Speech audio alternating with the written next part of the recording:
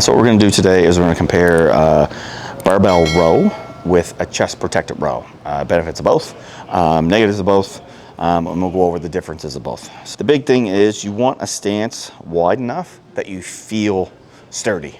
A lot of people go a little bit too narrow and then they bend right over. I like getting in a stance a little bit wider than hip width so I feel that comfortable stance, right? Because you need to stay bent over at a 90-degree angle. Like you can't be up like this. Is not a barbell row. When you're up here like this, you got to be bent over. So you're going to grab the bar a little bit wider than shoulder width. You're going to come down, let the barbell hang, and you're rowing it into your belly. So you're driving those elbows back, popping that chest up as it comes back. The big thing is, apologize, Mike Van Wyck, I'm going to use your analogy because I think it's amazing. The big thing is people don't think about the whole act of a back. Like doing this, basically what you're doing is you're rounding your shoulders forward to get the stretch when you're holding the barbell like this. Everyone's first thought is when they think back, they think my arms have to move. Well, my thought process is think about detaching this whole part of your arm off. So now you just have a part of your humerus, which the lat is inserted to, part of your humerus on both arms, and that's it. So if you're out like this and you're hooked into that bar, how are you going to pull your back out? Like, how are you going to flex it? The only way to flex it is to bring your shoulders back, pop your chest up, full out and take a stretch, chest, shoulders. Shoulders are what moves the back. It's not that hard. Like, that's why I keep saying chest up, chest up. I keep getting nailed by people and they rebut what I'm saying, but that is essentially what the back is. The back is the movement of the shoulder. Yes, shoulder blade, shoulder. It's the lat's inserted into 4 spots. So the only way to move the back is the shoulder comes forward, shoulder goes back, chest comes up. That's it. It's not a complicated biomechanical move. So you think about that when you're doing this. So now my arms and hands are just hooks. I'm just hooking onto here. So I'm bent over. These are just hooks, and all I'm doing is popping that chest. Shoulders around, shoulders back. Shoulders around, shoulders back. I'm letting the weight stretch me out on the way down. Bring it up, squeeze it. Round, squeeze.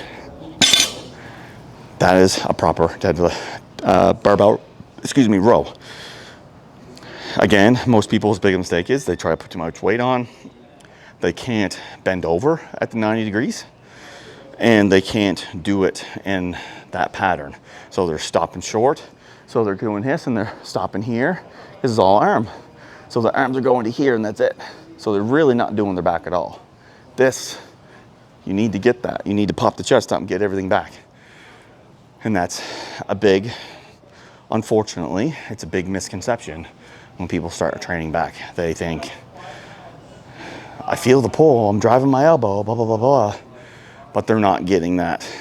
They're not getting that shoulder back, not getting that chest pop up. So that's one of the negatives when it comes to this. Too much weight and it breaks your form. And what I mean by breaking form is you can't physically put your shoulder in front of you to behind you. Can't do it? Well, guess what? You're not doing it right. So now I'm going to do the comparison of the barbell row. So a plate loaded low row, we have a hammer strength machine is the most comparable to a bent over row. One of the most common mistakes people do when they sit in the seat, they sit up way too close. So they sit way up in here. So when they're pulling the weight back, they can actually use momentum because they're coming right off the pad. So what you want to do to alleviate that is you want to put your bum back on the pad and then lean yourself into it. So now, if you remember what I was doing with the barbell, I'm in that 90-degree position. So if I was up like this, I'm not. So I'm not in the 90. So right here, now I am. I'm in that 90 degree. So again, like I mentioned over there for the back, you gotta let your shoulders round around the pad.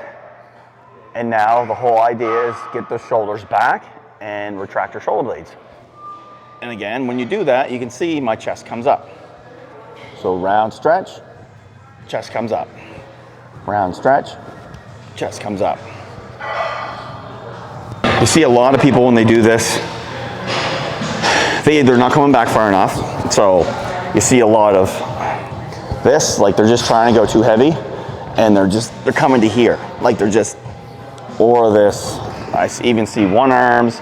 People are still doing this whole bent over thing. Like I hate to tell you people, your lat is not inserted into your oblique. So if you're fucking crunching down and you're doing this, yeah, I can feel my lat flex, but you're not getting the benefit of getting the stretch. Like this, all this is doing right now is I feel a stretch.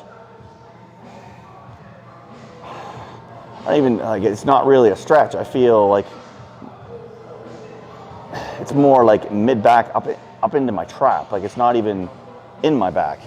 You're supposed to be here and it's supposed to go shoulder to shoulder around and then up.